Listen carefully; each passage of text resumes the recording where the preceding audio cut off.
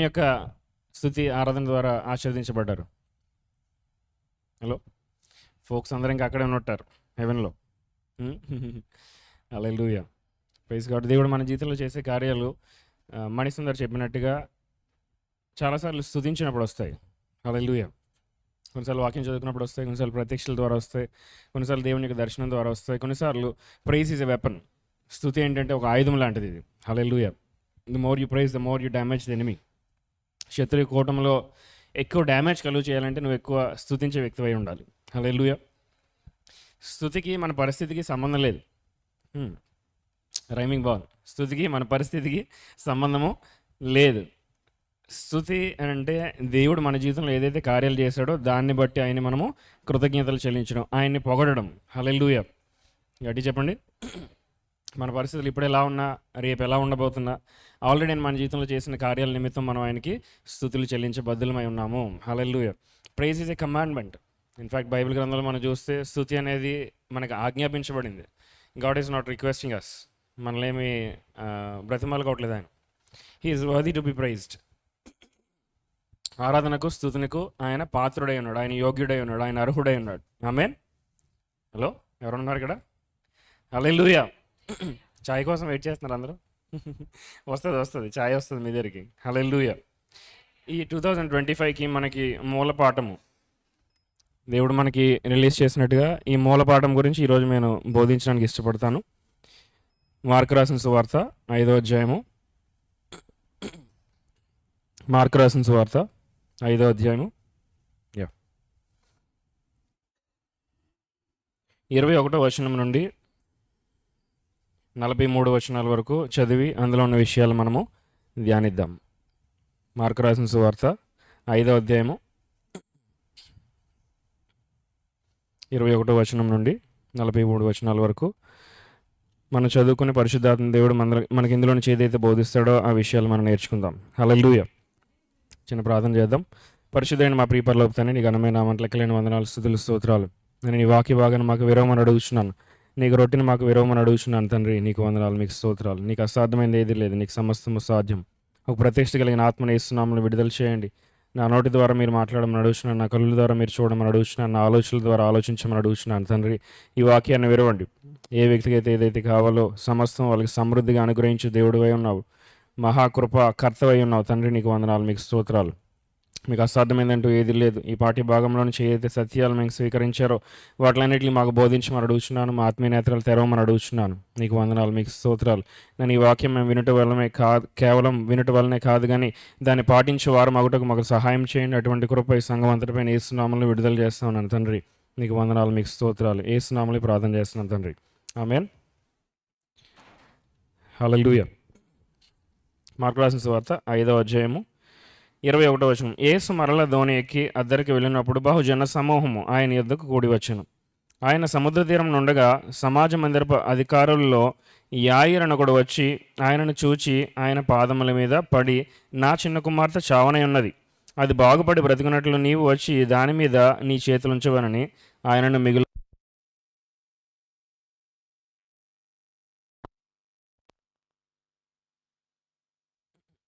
హల్లెలూయా. Check. ఇక్కడ మీరు చూస్తే కనుక యేసుప్రభు గొప్ప అద్భుత కార్యం చేసి ఇచ్చిన తర్వాత అనేక మంది జనసమూహం ఆయన్ని వెంబడిస్తూ ఉన్నారు. వెంబడిస్తూ ఉంటే అందులో ఒక వ్యక్తి మనకు ప్రాముఖ్యంగా కనబడుతూ ఉన్నాడు. అతను ఎవరంట? సమాజ మందిరానికి చెందినవాడు యాయిరు. హల్లెలూయా. ఆ మాట చెప్పండి, ఏం పేరు? యాయిరు. సమాజ మందిరంలో ఇతను ఎవరంటే ఒక అధికారి, మామూలు వ్యక్తి కాదు. ఒక పేరు ఉంది, ఒక పలుకుబాటు ఉంది, ఒక రెప్యుటేషన్ ఉన్న వ్యక్తి. సమాజ మందిరంలో ఎవరైతేనో అధికారి. కానీ ఈ వాజ్ సో హంబుల్డ్. కొన్నిసార్లు పరిస్థితులు నేను అటువంటి పొజిషన్లో పెడతాయి. ఎందుకు అని అంటే కనుక తన కుమార్తె ఏమన్నాడు? అదే కదా అన్నాడు, తన కుమార్తె చావడానికి రెడీగా ఉంది. ఆయనను చూసి పాదముల మీద పడ్డాడు. నా చిన్న కుమార్తె అంటే పెద్ద కూతురు కూడా ఉందా? ఏమో, ఉండొచ్చు. ఇక డీటెయిల్స్ ఎక్కువ రాయబడలేదు. రైట్.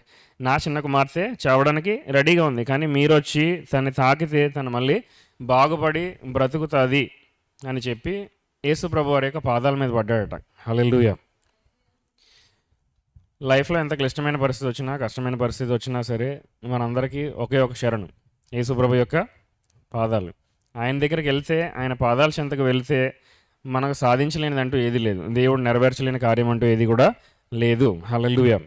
ఈ 2025 సంవత్సరంలో మనందరూ కూడా మరి ఎక్కువగా ఆయన యొక్క సన్నిధిలోనికి రావాలి, ఆయన యొక్క స్థుతిలోనికి రావాలి, ఆయన యొక్క ఆరాధనలోనికి రావాలి. ఆయన్ని ప్రేమించే బద్దులమై ఉన్నాం. ఆయన ఇంకా లోతుగా తెలుసుకోవాలి, ఆయన మార్గాలను మనం ఎరగాలి. హల్లెలూయా. ఇశ్రాయేలు అందరూ కూడా యెహోవా చేసిన గొప్ప కార్యాలను చూశారు. మోషే ఒక్కడి మట్టుకే యెహోవా ఏ మార్గాల్లో నడుస్తున్నాడని తెలుసుకోవడానికి ప్రయత్నం చేశాడు. హల్లెలూయా. ఈ లోకంలో ఉన్న సమాజం అంతా కూడా, ప్రపంచం అంతా కూడా దేవుడి దగ్గర నుంచి ఒక కార్యం పొందాలనే ఆసక్తి ఉంటుంది. కానీ నిజమైన క్రైస్తవులుగా మనం ఏం చేయాలంటే, ఆయనకి హృదయంలో ఉన్న ఆలోచన ఏంటి, ఆయన నన్ను ఏ మార్గంలో నడవాలనుకుంటున్నాడు, నన్ను ఏ ప్రదేశంలో ఉంచాలనుకుంటున్నాడు, నా పట్ల ఆయనకున్న ఉద్దేశాలు ఏంటి అని తెలుసుకునే జాగ్రత్త బద్దులమై ఉన్నాము. హల్లెలూయా. ప్రతిదినం మనం దేవుడిని అడగాల్సిన ప్రశ్న ఏంటి అని అంటే, ప్రభు ఈరోజు నన్ను ఎందుకు బ్రతికించావు? ఈరోజు ఎవరిని అడిగారా ప్రశ్న? ఈరోజు ఉదయం లేచిన తర్వాత, ప్రభు ఈరోజు నన్ను బ్రతికించావు ఎందుకు? ఆ ప్రశ్న చాలా ప్రాముఖ్యమైన ప్రశ్న. ఇప్పటివరకు మీకు అలవాటు లేకపోతే ఈరోజు నుంచి అలవాటు చేసుకోండి. ఎందుకంటే ప్రతిరోజు నువ్వు బ్రతుకుతావు అంటే దానికి ఒక ఉద్దేశం ఉంది. ఉద్దేశం లేకుండా దేవుడు ఏ పని చేయడు. ఆమేన్. పరిశుద్ధాత్మ మీ మీదకి వచ్చినప్పుడు మీకు ఏమొస్తుంది? శక్తి పొందుకుంటారు. శక్తి వల్ల ఏం చేస్తారు మీరు? యెరూషలేము, యూదయ, సమరయ మొదలు భూమి దిగంతల వరకు మీరు ఏమై ఉండాలి? నాకు సాక్షులై ఉండాలి. ఎప్పుడైనా సరే దేవుని యొక్క శక్తి మన మీదకి వచ్చిందంటే, దేవుని యొక్క కృప మన మీదకి వచ్చిందనంటే ఒక ఉద్దేశంతో వస్తుంది. హల్లెలూయా. దేవుడు మిమ్మల్ని ఎక్కడన్నా ఒక ప్రాంతంలో పెట్టాడు అంటే ఒక ఉద్దేశంతోనే పెడతాడు.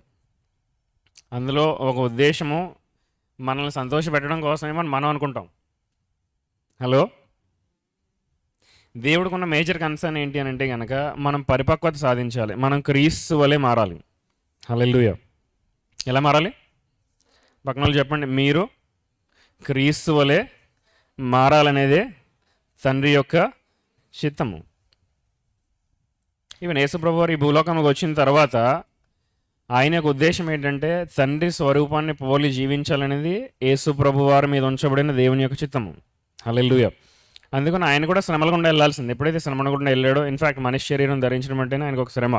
ఎందుకంటే ఆయన దైవికమైన స్వభావంతో ఉన్నప్పుడు ఆయన చేయలేని పని ఏమైనా ఉందా? ఏమీ లేదు. ఆయన ఎప్పుడైతే మానవ శరీరం ధరించాడో, he has to fit into a body. Hallelujah. దేవుడికి పరిమితులు ఉన్నాయా? దేవుడికి పరిమితులు ఉన్నాయా? దేవుడిని పలానా రూమ్లో పెట్టగలను నువ్వు అనుకోగలవా? అటువంటి పరిమితులు లేని దేవుడిని ఒక పరిమితం కలిగిన బాడీలోకి ఫిట్ అవ్వడం అనేది చాలా కష్టమైన పని. హల్లెలూయా. ఆయన ఎవరు? సర్వాంతర్యామి, అంటే ఎక్కడ కావాలంటే అక్కడ ఉంటాడు. కానీ యేసు ప్రభు శరీరం దాల్చినప్పుడు అవన్నీ కోల్పోవాల్సి వచ్చింది. జస్ట్ లే సైడ్. ఎప్పుడైతే దేవుడు నీ పట్ల ఒక ఉద్దేశం ఉంచుతాడో, ఒక తలంపు కలిగి ఉంటాడో, నీపైన శక్తి వస్తుందో, నీపైన పరిశుద్ధాత్మ దేవుడు వస్తూ ఉన్నాడో, ఒక ఉద్దేశంతో, ఒక చిత్తంతో దేవుడు నిన్ను అక్కడికి పంపిస్తూ ఉన్నాడు. హల్లెలూయా. అంటే ఈనాడు ఇక్కడ మనం కూర్చున్న వాళ్ళందరం కూడా, ప్రతి ఒక్కరు కూడా ఒక ఉద్దేశం ఉంది, ఒక తలంపు ఉంది, దేవుడి దగ్గర నుంచి ఒక ఆలోచన ఉంది. ఈ ఆలోచన ఏంటో మనం పసిగట్టిన రోజునే you will become a successful person. Hallelujah. జీవితంలో మనం సక్సెస్ సాధించడం అని అంటే ఫస్ట్ ర్యాంక్ కొట్టడం కాదు, ₹1,00,00,000 సంపాదించడం కాదు. దేవుని దృష్టిలో సక్సెస్ అంటే అర్థం ఏంటంటే, దేవుని చెప్పిన ప్రతి మాటకి మనం విధేయత చూపించగలగాలి. హల్లెలూయా. హల్లెలూయా. ఎవరైనా ఉన్నారండి ఇక్కడ? టీ అయిపోయినట్టుంది. అయిపోయినా సరే హుషారు రాలేదా? హల్లెలూయా. గట్టి చెప్పండి.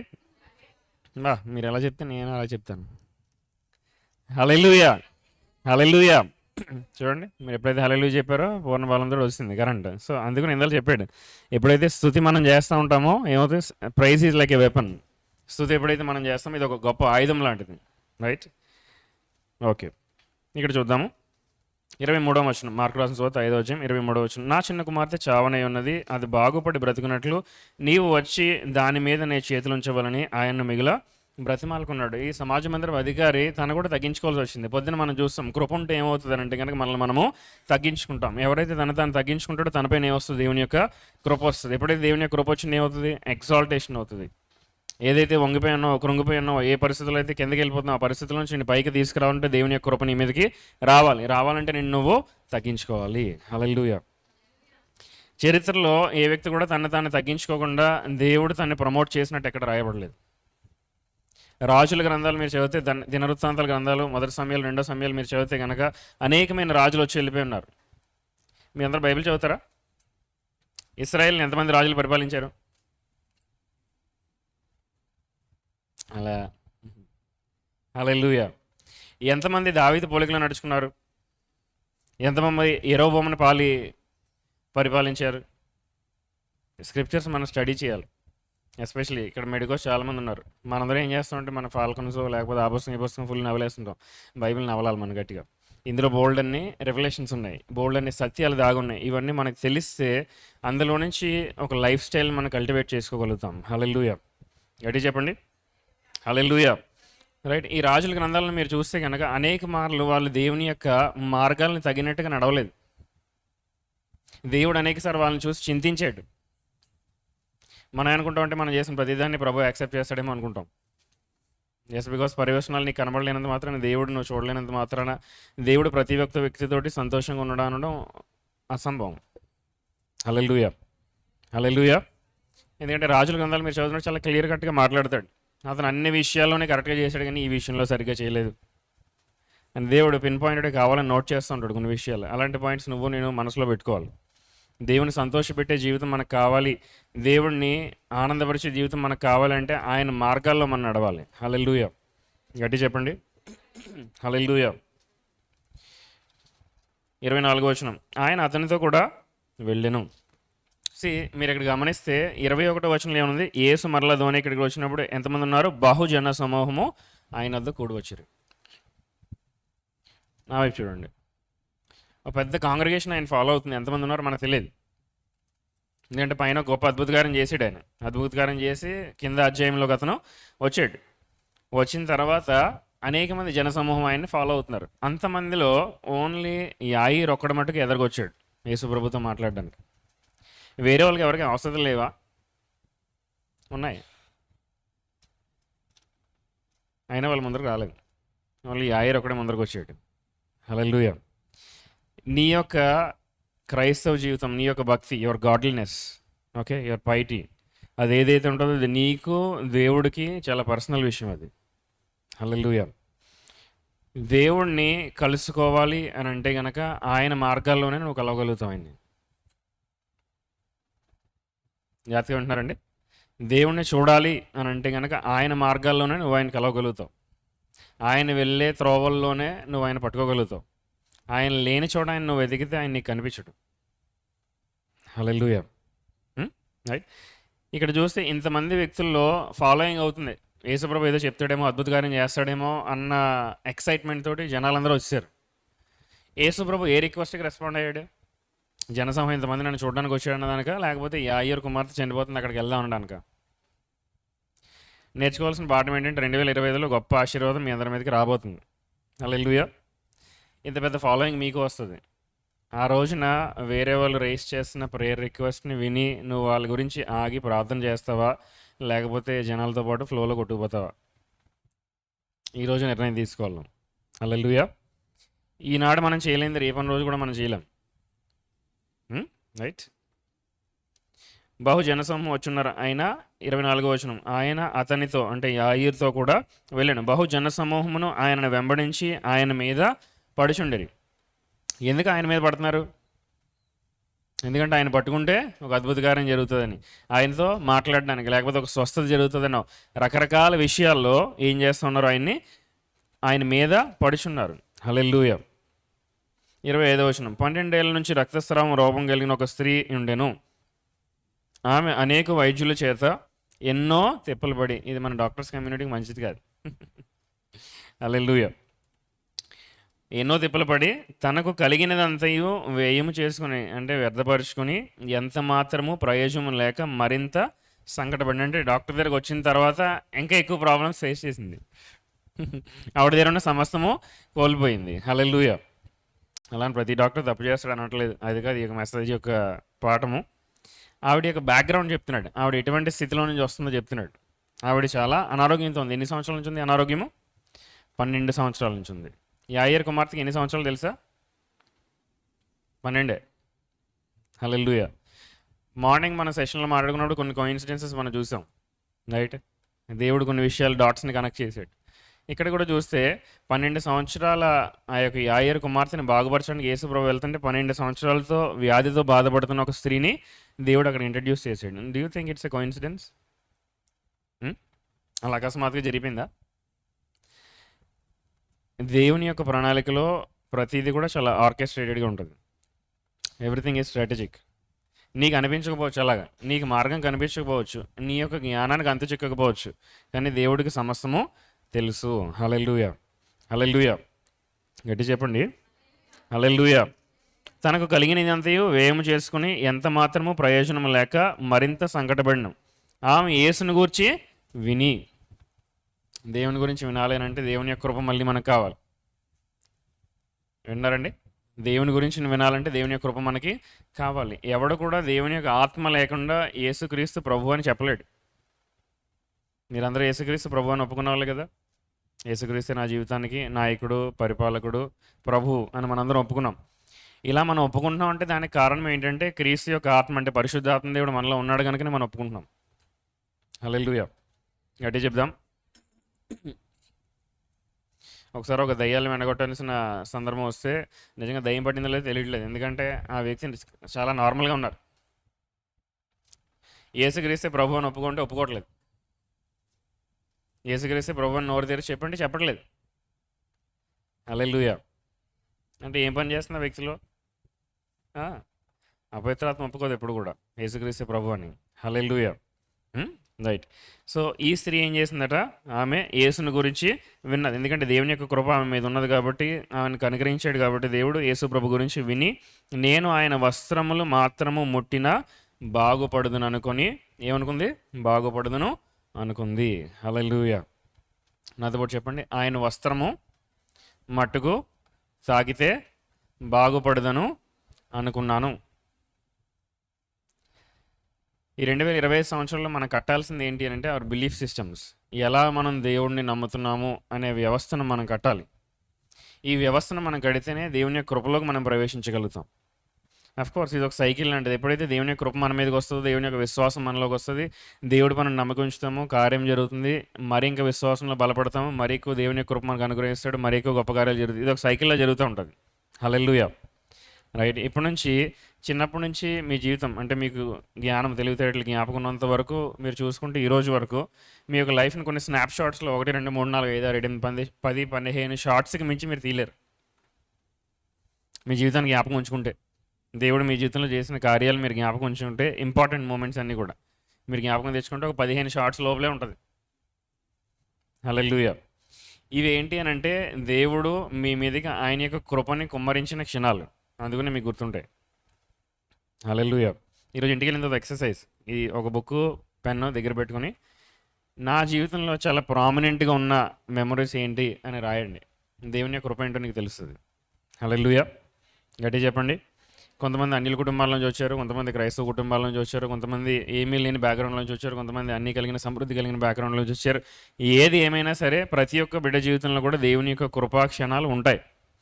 అది గ్రహించినప్పుడే నువ్వు దేవుణ్ణి సరిగ్గా స్తుతించగలుగుతావు. హల్లెలూయా.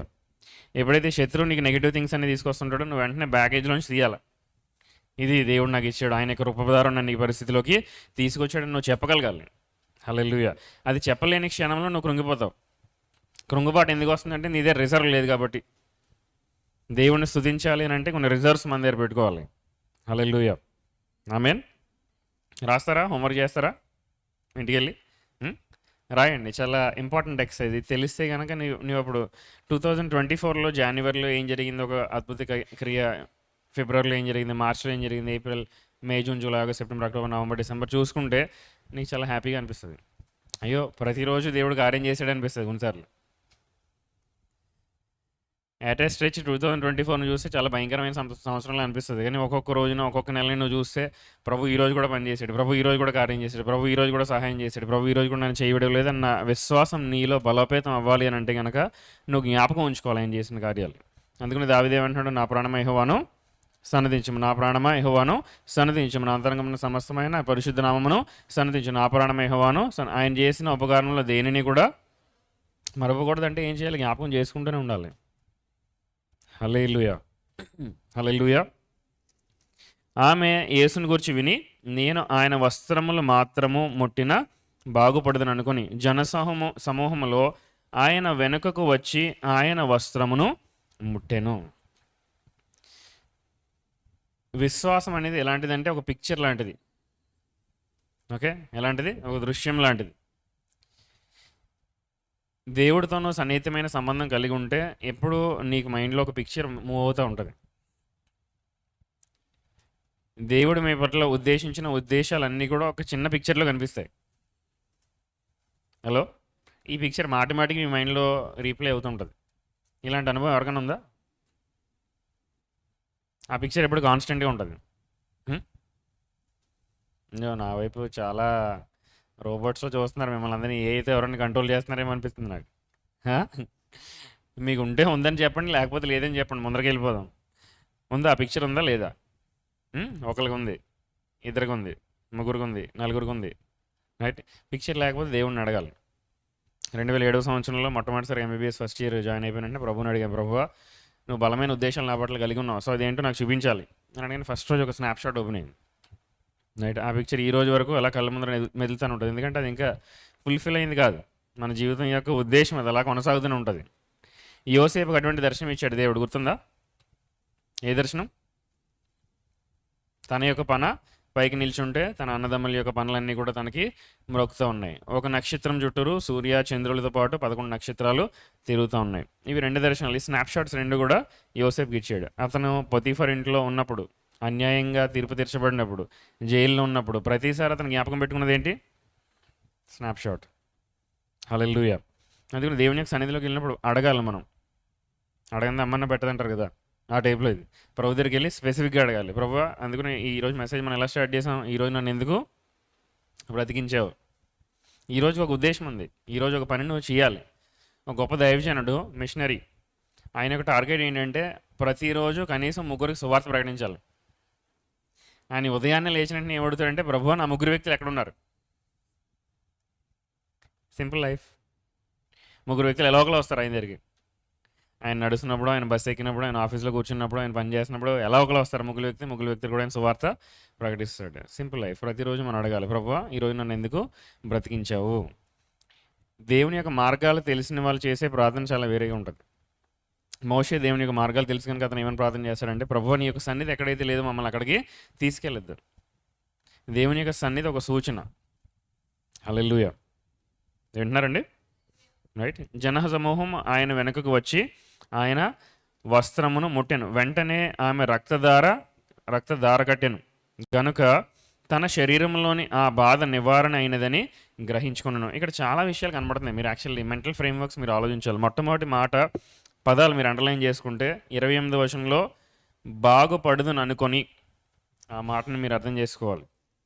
రెండోది, వెనుక వచ్చి ఆయన వస్త్రమును ముట్టెనన్న మాటను మీరు హైలైట్ చేసుకోవాలి. తర్వాత 29వ వచనంలో వెంటనే ఆమె రక్తధార కట్టెను గనుక తన శరీరంలోని ఈ బాధ నివారణ అయినదని గ్రహించుకొనెను.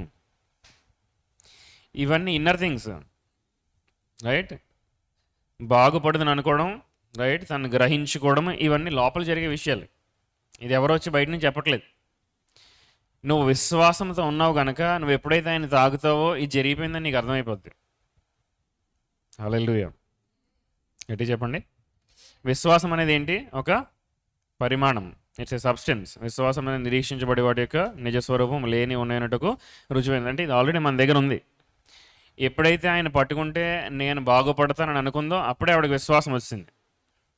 యేసు ప్రభువుని పట్టుకున్న తర్వాత విశ్వాసం రాలే. హలో, ఆల్రెడీ ముందరే వచ్చేసింది విశ్వాసం. కనుకనే ఆవిడ యత్నం చేసి కార్యం చేసి ఆయన యొక్క అంచుని పట్టుకుంది. ఆయన యొక్క బట్టలను ఏమే తాకింది. తాకగానే ఏమైంది? వెంటనే రక్తధార నిలిచిపోయింది. 12 సంవత్సరాల నుంచి అలా రక్తం పోతూ ఉంటే ఆవిడ హెచ్బి లెవెల్ ఎంత ఉంటుంది?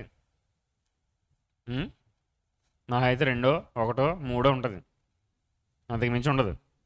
హల్లెలూయా. ఈ కాలంలో అయితే బ్లడ్ ట్రాన్స్ఫ్యూజన్స్ ఇవన్నీ వచ్చాయి, కావాలంటే రక్తం ప్యాకెట్లు ఎక్కిస్తున్నారు. అప్పట్లో ఉందా మరి? కొంచెం హెచ్బి లెవెల్ డ్రాప్ అయిందంటే నువ్వు ఐరన్ ఫోలిక్ యాసిడ్ ట్యాబ్లెట్స్ వేసుకో, నువ్వు అవి వేసుకో, ఇంజక్షన్లు పెట్టుకో అని మనం అంటున్నాం. ఆ కాలంలో నథింగ్ డూయింగ్. నువ్వు అలా బాధను అనుభవించాల్సిందే. యేసు ప్రభువుని తాకే వరకు కూడా ఆమె రక్త ధార అలా పోతూనే ఉంది. వన్స్ ఒక్కసారి తాకిన వెంటనే ఏమైంది? ఆగిపోయింది. అందుకని వెంటనే గ్రహించుకోగలిగింది. హల్లెలూయా. హల్లెలూయా. ఈ గ్రహించుకోవడం అనేది పరిశుద్ధాత్మ ద్వారా నువ్వు అలవాటు చేసుకోవాలి. హల్లెలూయా. ఏం చేయాలి? పరిశుద్ధాత్మ ద్వారా నువ్వు అలవాటు చేసుకోవాలి. లేకపోతే కన్ఫ్యూజన్లో జీవిస్తూ ఉంటావు. ప్రభు నా ప్రార్థన ఆలకించాడా లేదా, ప్రభు దగ్గర నా రిక్వెస్ట్ వెళ్ళిందంటావా లేదా? నీ లోపల ఉన్న ఎమోషన్స్ నువ్వు ట్యూన్ చేసుకుని పరిశుద్ధాత్మ దేవుడు నీకు ఎలా రెస్పాండ్ అవుతుంటాడో నువ్వు చూసుకుని దానికి నువ్వు అలవాటు పడాలి, ఆ లైన్ ఆఫ్ థింకింగ్కి. చెప్తుంది ఎవరికైనా అర్థమవుతుందా? అంటే అందరూ చాలా అయోమయంగా చూస్తున్నారు, ఏదో కొత్త టాపిక్ చెప్తున్నట్టు. హల్లెలూయా. ఇటువంటి ట్యూనింగ్ నీకు అలవాటు లేకపోతే నీతి కలిగిన వాక్యంలో నీకు ఇంకా ప్రావీణ్యత రాలేదంటున్నాడు. 2 రకాల క్రైస్తవులు ఉంటారు. ఒకరు పాలు తాగేవాళ్ళు, ఇంకొకరు మాంసం తినేవాళ్ళు. పాలు తాగేవాళ్ళు ఎప్పుడు ఇతరులు చెప్పిన మాటలు, ఇతరులు చెప్పిన ప్రత్యక్షతలు వాటిపైన నివసిస్తూ ఉంటారు. ఒక చిన్నపిల్లడు తనంతటి తను పాలు కలుపుకొని తాగలడా? అటువంటి వయసుకు వచ్చాడంటే ఎవడో పాలు కలుపుకోడు. హలో, అవునా కదా? వాడంతటి వాళ్ళు పాలు కలుపుకొని తాగలడా? తల్లి కడుపు నుంచి వచ్చేసి నాకు సెర్లాక్ ఇవ్వి, నేను కలుపుకొని తింటాను అంటాడు? లేదు. ఇది డిపెండెంట్. చిన్నపిల్లలంతా కూడా డిపెండెంట్సే. యాజ్ లాంగ్ యాజ్ దేవుని యొక్క వాక్యాన్ని నువ్వు సరిగ్గా డివైడ్ చేయనంత వరకు, నీతి వాక్యం అంటాడు దీన్ని. ఈ నీతి వాక్యాన్ని నువ్వు డివైడ్ చేయాలంటే నీకున్న పంచేంద్రియాలని నీ కంట్రోల్లో పెట్టుకోవాలి, ఎక్సర్సైజ్ చేయాలి. దేవుడు ఎలా ఆలోచిస్తాడు, దేవుడు ఎలా చూస్తాడు, దేవుడు ఎలా స్పందిస్తాడు, ఇవన్నీ కూడా నీకు తెలిసి ఉండాలి. హల్లెలూయా. ఈ 12 సంవత్సరాల వ్యవధిలో ఈవిడికి చాలా తెలిసినాయి. డాక్టర్ గారి దగ్గరికి వెళ్తే ఏమైందిరా, తనకున్నది మొత్తం కూడా పోయింది. ఆవిడున్న ఇప్పుడు స్థితి కంటే ముందర స్థితి ఇప్పుడు స్థితి ముందర స్థితి కంటే చాలా అధ్వానంగా ఉంది.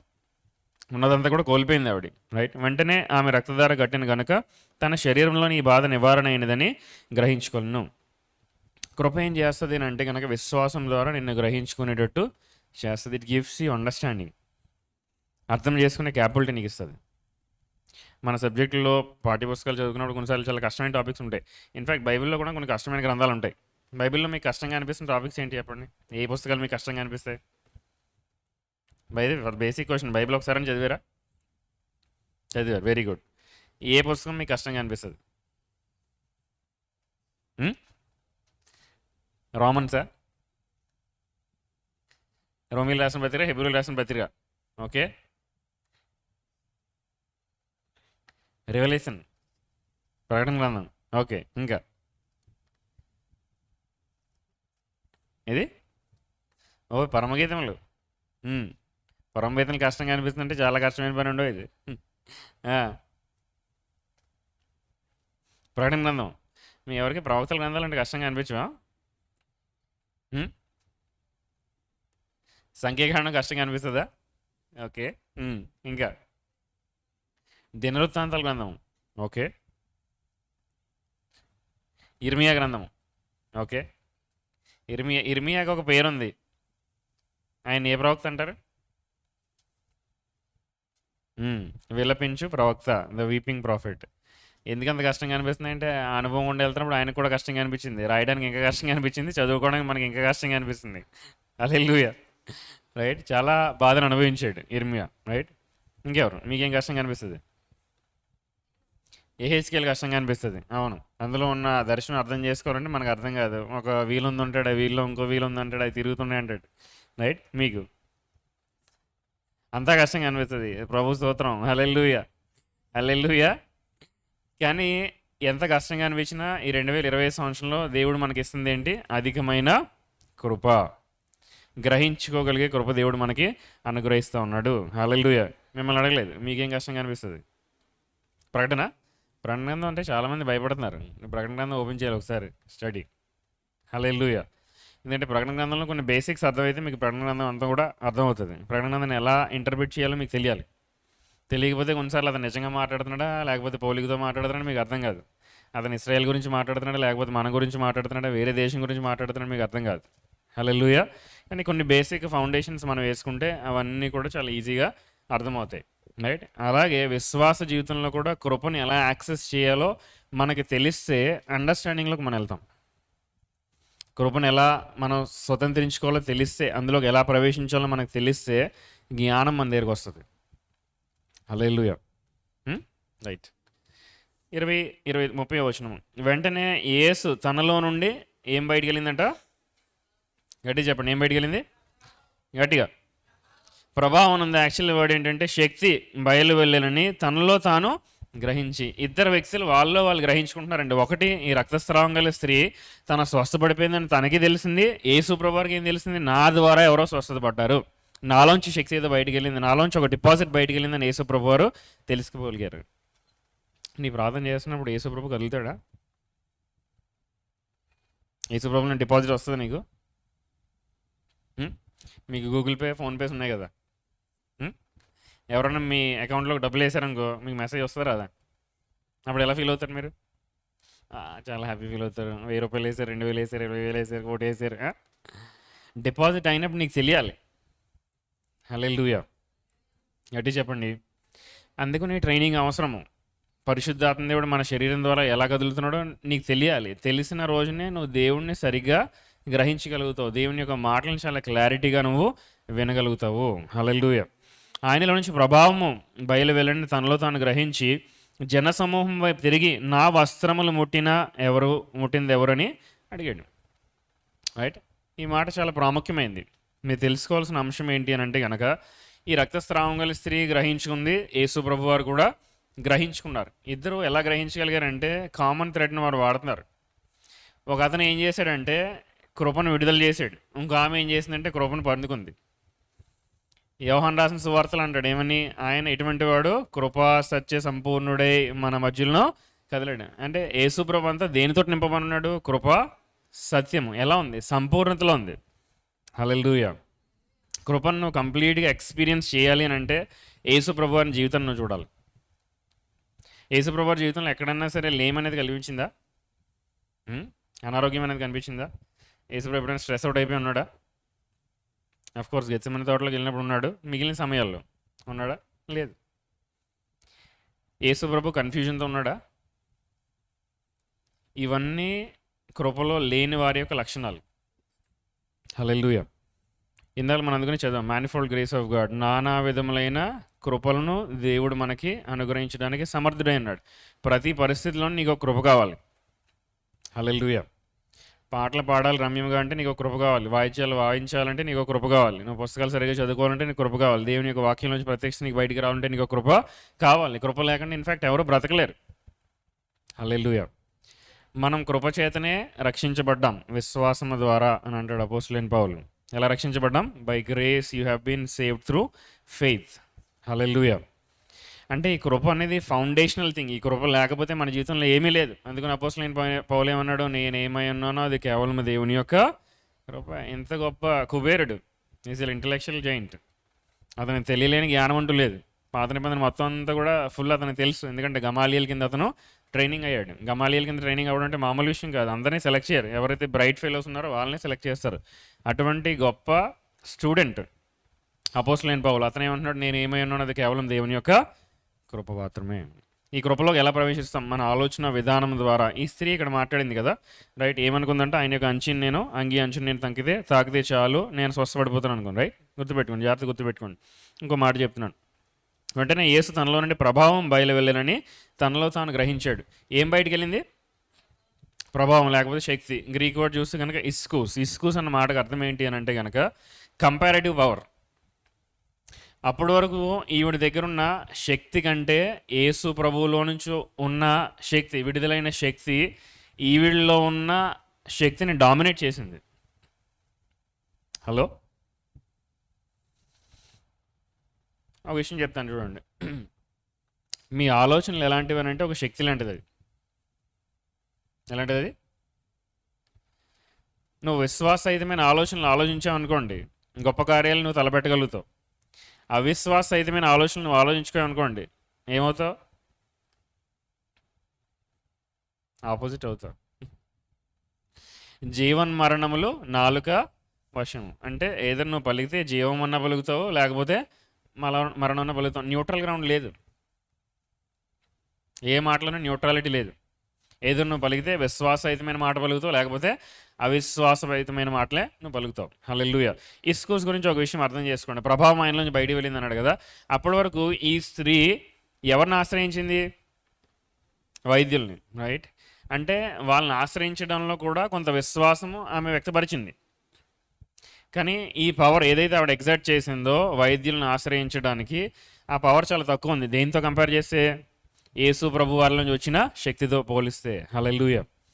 ఈ ఇస్కూస్ అని ఎక్కడైతే కనిపిస్తుందో, ఇస్కూస్ గురించి మీరు అర్థం చేసుకోవాల్సిన పాయింట్ ఏంటి అని అంటే, ఇట్స్ ఏ కంపారేటివ్ పవర్. అంటే ఎప్పుడైతే ఒక శక్తిని నువ్వు ఆశ్రయించడానికి ప్రయత్నం చేస్తూ ఉంటావో దాన్ని డామినేట్ చేయగలిగే శక్తి ఇస్కూస్. హల్లెలూయా. అందుకని పేతురుని అంటాడు ఒక విషయం ఏమనంటే, పేతురు వెళ్ళి వల వెయ్యి అంటే ఏమంటాడు, ప్రభు రాత్రంతా మేము శ్రమపడ్డాం కానీ మాకేం లభించలే, కానీ నువ్వు చెప్పిన మాట ప్రకారం నేను చేస్తానని. కానీ వెంటనే ఏం యాక్టివేట్ అయిందంటే ఇస్కూస్. అప్పటి వరకు నీ యొక్క సొంత శక్తిపై నువ్వు ఆధారపడ్డావు, కానీ ఎప్పుడైతే దేవుని యొక్క శక్తిలోకి నువ్వు వచ్చావో ఏమవుద్ది, నీ శక్తిని ఇది డామినేట్ చేస్తుంది. హల్లెలూయా.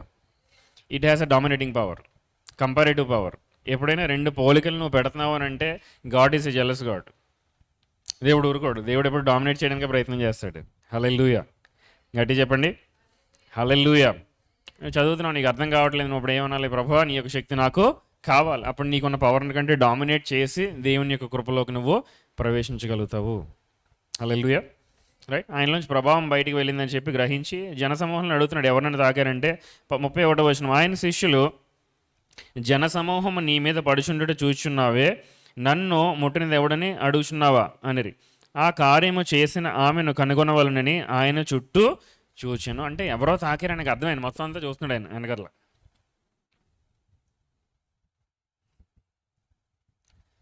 ఆశ్చర్యంగా అనిపించట్లేదు మీకు? మనం ఏమనుకుంటున్నాం అని అంటే, యేసు ప్రభువుని మనం వెతకాలని మనం అనుకుంటున్నాం. హలో, యేసు ప్రభువుని నువ్వు నిజంగా విశ్వాసంతో తాగితే ఆయన నేను ఎదుర్కొంటూ వస్తాడు. హల్లెలూయా. ఆ సేనాధిపతి యొక్క అద్భుత కార్యం చూస్తే సేనాధిపతి ఏమన్నాడు, మా ఇంటికి రావాల్సిన పని లేదు, నువ్వు మాట మాత్రం సెలవివ్వు, నా సేవకుడు బాగుపడిపోతాడు అంటే వెంటనే వెనక్కి తిరిగాడు. ఇటువంటి విశ్వాసం ఇశ్రాయేల్లో ఎక్కడ కూడా నాకు కనిపించలేదు. He searching for that man. ఈ రోజున ఆ వ్యక్తి దేవుని యొక్క కృపను పొందుకొని దేవుణ్ణి తాకగలిగే వ్యక్తి విశ్వాసంతో నువ్వు అవుతావా అవ్వా? అదే 2025. హల్లెలూయా. ఇప్పటివరకు మనం దేవుణ్ణి వెతికాం, విశ్వాసంతో ఆయన తాకినేళ్ళ ఆయన ఏమంటాడు, నేను వెతుకుంటూ వస్తున్నాడు. ఆయన చూచున్నాడు. అప్పుడు ఆ స్త్రీ తనకు జరిగినది ఎరిగి భయపడి వణుకుచూ వచ్చి ఆయన ఎదుట సాగిలపడి తన సంగతి అంతయు ఆయనతో చెప్పెను. ఎవరు దేవుని యొక్క మహిమని దొంగిలించలేరు. హలో, అద్భుతగారం జరిగిన తర్వాత ఏం చేయాలా? దేవుడు నువ్వు మహింపరచాలి. 10 మంది కుష్ఠరోగులను దేవుడు బాగుపరిచాడు. ఎంతమంది తిరిగి వచ్చారు? ఒకడొస్తే దేవుడు ఏమన్నాడా, బలి వచ్చామన్నాడా? నేను 10 మందిని బాగు చేశాను కదా, ఒక్కడే వచ్చాడు ఏంటని అడిగాడు. God is disappointed at the other 9 people. Hallelujah. అసలు మనం మళ్ళీ లైట్ తీసుకుంటాం. దేవుడు అంటే పర్లేదులే, పట్టించుకోడు, ఒకటి వెళ్ళాడు కదా మన కోసం రిప్రజెంట్ చేస్తాడు. ఎవరి భక్తి జీవితమో వాళ్ళదే, ఎవరి కృతజ్ఞతలు వాళ్ళే చెల్లించుకోవాలి, ఎవరి స్తుతియాగమో వాళ్ళే వేసుకోవాలి, ఎవరి ఆరాధన వాళ్ళే చేసుకోవాలి, ఎవరి ఫలము వాళ్ళే ఫలించాలి. మా తాతగారు నా గురించి ప్రార్థన చేశారు, మా అమ్మమ్మ గారు నా గురించి ప్రార్థన చేశారు, మా తల్లిగారు నా గురించి ప్రార్థన చేశారు. Nothing doing. నీ ప్రార్థన నువ్వే వేసుకోవాలా, నీ దూపం నువ్వే వేసుకోవాలా. హల్లెలూయా. క్రిస్టియన్ లైఫ్ అంతా కూడా చాలాసార్లు సాతాను మనల్ని డిసెప్షన్లో ఉంచేస్తాడు, నువ్వేం చేయక్కర్లేదులే అని చెప్పి. యాక్చువల్లీ భక్తి అనేది ఇట్స్ ఏ వెపన్. నీ భక్తి అనేది ఏంటి, ఒక ఆయుధం లాంటిది. హల్లెలూయా. నేను దావీదు చేసిన ప్రార్థనలు కొన్నిసార్లు చూస్తే, ప్రభువా నేను చేసిన భక్తిని బట్టి నన్ను విడిపించు అంటాడు, నాకున్న యథార్థతను బట్టి నన్ను విడిపించని ప్రార్థన చేస్తాడు. అంత ధైర్యంగా దేవుని యొక్క సన్నిధిలోకి వెళ్ళి ఎలా ప్రార్థన చేయగలిగావు నువ్వు? ఈ నోస్ దాని యొక్క వాల్యూ ఏంటో అతనికి తెలుసు. హల్లెలూయా. హిజ్కియాతో ఒక ప్రవక్తను పంపించి అంటాడు, ఇదో హిజ్కియా నీ ఇల్లంతా సర్దేసుకో, ఎందుకంటే నువ్వు చనిపోతావు. కానీ హిజ్కియా ఏమన్నాడు, గోడ వైపు తిరిగిపోయి, ప్రభువా ఇన్ని కార్యాలు నీ గురించి చేశాను, నన్ను మర్చిపోతావు అంటే వెంటనే ప్రవక్త ఇంకా ఆవరణలోనే ఉంటాడు, బయటికి వెళ్ళు, మళ్ళీ ఒక మాట మాట్లాడతాడు దేవుడు. వెళ్ళి వెనక్కి వెళ్ళి హిజ్కియా ప్రార్థన చేశాడు, కానీ ఇంకో 15 సంవత్సరాలు ప్లస్ 15. హల్లెలూయా. గట్టి చెప్పండి. ఈ స్టోరీ మనం చాలా పాజిటివ్ లైట్లో చూస్తాము. దేవుడు హిజ్కియా చేసిన ప్రార్థన ఆలకించాడని. యాక్చువల్లీ ఆ 15 సంవత్సరాల్లోనే హిజ్కియాకు ఒక కుమారుడు పుడతాడు. వాడి వల్లే పాపం తర్వాత జరగాల్సిన నాశనం అంతా జరుగుతుంది. హల్లెలూయా. నిజంగా దేవుడు నువ్వు ఏమడుగుతావో చాలా ప్రాముఖ్యమైనది. ఆయన నేను చంపేసి తీసుకెళ్ళిపోతానని అంటే, ప్రభువా ఓకే కాదని అడగాలి అంతే. ప్రభువా నాకు ప్లస్ 15 అప్పుడే వద్దు, నువ్వు ఓకే అంటే ప్లస్ 15 లేకపోతే వద్దు. హల్లెలూయా. గట్టి చెప్పండి. రైట్. సో ఈ కృపలోనికి ఈమె ప్రవేశించి ఆయన దగ్గరికి వచ్చి ఎదుటి సాగిలపడి తన సంగతి అంతను ఆయనతో చెప్పండి. ఈ స్టోరీ అంతా నడుస్తుంది. యాక్చువల్లీ మనం అసలైన మెయిన్ స్టోరీ మర్చిపోయాం. ఎవరింటికి వెళ్తున్నారు వీళ్ళంతా కలిసి? యాయిరింటికి. ఆమె పరిస్థితి ఎలా ఉంది? Almost critical condition. Maybe CPR చేస్తున్నారు అక్కడ రివైవ్ చేయడానికి. హల్లెలూయా. యేసు ప్రభు వచ్చారు పరిగెత్తి పరిగెత్తి, పాపం యాయిరు వచ్చి కాళ్ళ మీద పడిపోయి ఉంటే చూడండి అతని పరిస్థితి ఎంత దయనీయంగా ఉందో. ఎవరి కాళ్ళ మీద ఎప్పుడు పడతావు నువ్వు? ఎప్పుడైనా ఎవరి కాళ్ళ మీదైనా పడ్డారు మీరు? ఆ? ఎప్పుడు పడతావు? బాగా దయనీయమైన పరిస్థితిలోకి వెళ్ళిపోయాం, ఇంకా వేరే ఆప్షన్ లేదు. అప్పుడు నువ్వు సాష్టాంగ పడిపోతావు. అంత దయనీయమైన స్థితిలోకి వెళ్ళిపోయాడు యాయిరు. హల్లెలూయా, హల్లెలూయా. దేవుడు దాన్ని చూశాడు. ఇందాక మనం చదువుకున్నావు, నిన్ను నువ్వు తగ్గించుకుంటే ఏం చేస్తుంది? నీ మీదకి దేవుని యొక్క కృప వస్తుంది. ఎప్పుడైతే తగ్గించుకున్నావు వెంటనే దేవుడు అన్నాడు, పద నేను వస్తానని. కానీ మధ్యలో ఈ స్టోరీ నడుస్తుంది స్లో మోషన్లో. హల్లెలూయా. ఇవన్నీ కూడా రాయిపించాడు. మార్కు రాసిన సువార్తలో ఉంది, లోకాలా కూడా ఉంది, ఇదే సేమ్ పార్టీ భాగం. ఇద్దరు అపోస్తులు దీన్ని గమనించారనంటే ఇది ఒక ప్రాముఖ్యమైన ఈవెంట్. హల్లెలూయా, హల్లెలూయా. మత్తయి, మార్కు, లూకాని ఏమంటారంటే సినాప్టిక్ గాస్పల్స్ అంటారు. అంటే 3 గాస్పల్స్ పక్కన పక్కన పెట్టుకొని మీరు చదవండి. ఎందుకంటే ఇతనికి ఒక పిక్స్ చెప్తాడు, ఇతను ఇంకో మొక్క చెప్తాడు, ఇతను ఇంకో మొక్క చెప్తాడు. ముగ్గురు ఒకదాని గురించి చెప్తాడు, 3 కోణాల్లోంచి చెప్తూ ఉంటారు. హల్లెలూయా. 4వది యోహాను రాసిన సువార్త మటుకు ఇట్స్ ఎంటైర్లీ డిఫరెంట్ గాస్పల్. అతను యేసు ప్రభు యొక్క యాంగిల్ నుంచి రాసుకుంటూ పోతాడు, వీళ్ళందరూ మనుషుల యొక్క యాంగిల్ నుంచి రాస్తూ ఉంటారు. గమనించాలి సమ్మి. అందుకని ప్రతి సువార్త ఒకేలా చదవకూడదు. లోకాని అతను ఎవరు? డాక్టర్. డాక్టర్ల పర్స్పెక్టివ్ నుంచి అతను రాసుకుంటూ పోతున్నాడు, ప్రిస్క్రిప్షన్ రాసినట్టు. అపోస్తుల కార్యాలు ఎవరు రాశారు? ఎవరు? లోకే. సో అది కూడా అలాగే ఉంటుంది. అందుకని ప్రిస్క్రిప్షన్ టైప్లో రాసుకుని వెళ్ళిపోతుంటాడు ఆయన. హల్లెలూయా. మత్తయి, మార్కు మీరు చదవండి. ఓకే, పాయింట్లోకి వచ్చేద్దాం. 33వ వచనం. అప్పుడు ఆ స్త్రీ తనకు జరిగింది ఎరిగి భయపడి వణుకుచూ వచ్చి ఆయన ఎదురు సాగిలపడి తన సంగతి అంతయు ఆయనతో చెప్పాను. అందుకు ఆయన, కుమారి నీ విశ్వాసము నిన్ను స్వస్థపరిచాను. నేను నిన్ను స్వస్థపరిచాను అన్నాడా? ఎవరు నిన్ను స్వస్థపరిచారు? ఎవరు? నీ యొక్క విశ్వాసమే నిన్ను స్వస్థపరిచింది. హల్లెలూయా. విశ్వాసము ఎప్పుడు యాక్టివేట్ అవుతుందంటే కృప మన మీదకి వచ్చినప్పుడు. హల్లెలూయా. కృపలోకి రావాలంటే మనం ఏం నేర్చుకున్నాం? మొట్టమొదట మనల్ని మనము తగ్గించుకోవాలి. ఈమె కూడా ఆమె తగ్గించుకుందా లేదా? మార్నింగ్ చెప్పినట్టు నన్ను గుర్తు, ఇంత ఎనీమిక్గా ఉన్నప్పుడు నువ్వు పైకి లేచి నిలబడి నడిచేంత ఓపిక నీకు ఉండదు. మేబీ ఇప్పుడు పాకుండా దేకుండా వచ్చింది యేసుప్రభుని ఎలా అంగి తాగాలని చెప్పి. హల్లెలూయా. ఇన్ఫ్యాక్ట్ పాత నిబంధన గ్రంథంలో యూదుల ఆచారం ప్రకారం ఒక స్త్రీ తన శరీరం నుంచి రక్తం కారుతుందనంటే అంటరాని స్త్రీ ఆమె. ఎవరు ఆ సమాజంలోకి ఆవిడని ఎలవ్ చేయరు. ఆ సిగ్గును కూడా విడిచి పక్కన పెట్టి ఆమె ఏం చేసింది? విశ్వాసరహితంగా ఆయన వచ్చి అంగీని తాకింది.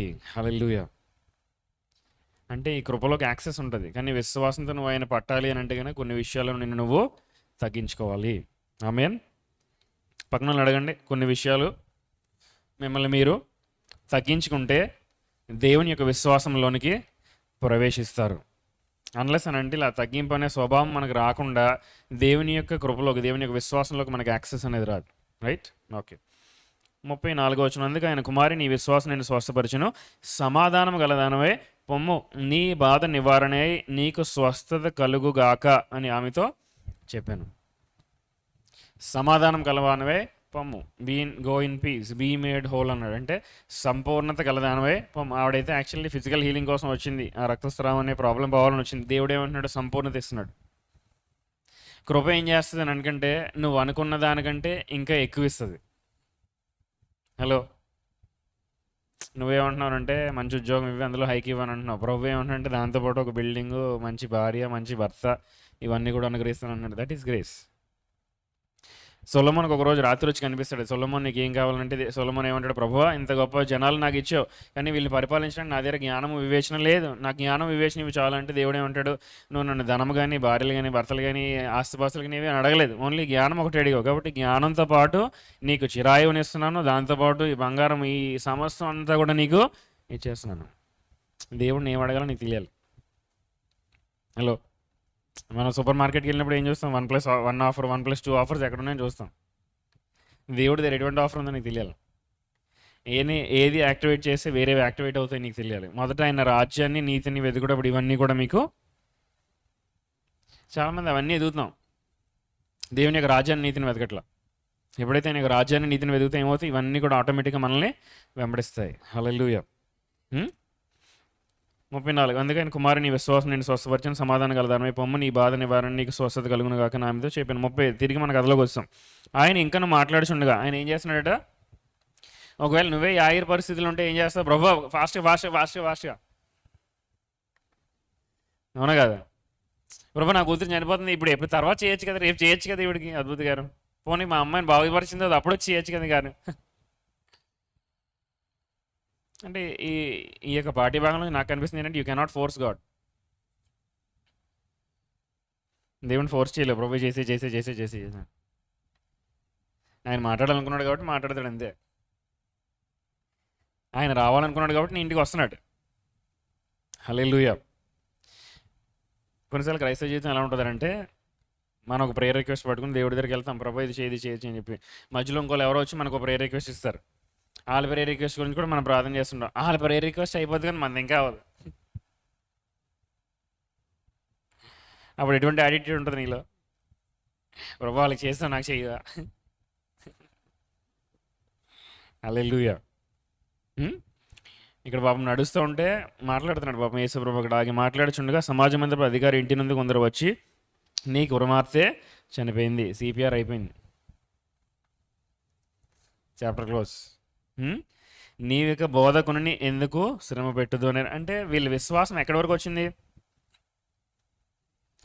చనిపోక ముందర యేసుప్రభు వస్తే ఏమైనా చేయగలడు, అదే కదా అన్నాడు. నా కుమార్తె చావు బ్రతుకుల్లో ఉంది, నువ్వు వచ్చి తాగితే బ్రతుకుతుంది. అధికారి ఇంట్లో ఉన్న వాళ్ళందరూ ఏమనుకుంటున్నారంటే, చనిపోయింది కాబట్టి ఇంకా బోధకుడిని వెతికించొద్దు, ఇంకా ఆయనతో మనకు పని లేదు, ఇంకా అతను ఏం చేయలేడు. హల్లెలూయా. గట్టి చెప్పండి. ఇటువంటి పరిస్థితుల్లో మనం ఉంటాం కొన్నిసార్లు జీవితాల్లో, రైట్? అందుకని ఈ వాక్యం మనకి ఈరోజు చాలా ప్రాముఖ్యమైంది. నీ కుమార్తె చనిపోయింది, నీవిక బోధకుడిని ఎందుకు శ్రమ పెట్టుదువు. హల్లెలూయా. గట్టి చెప్పండి. ఇంకా గట్టి చెప్పొచ్చండి.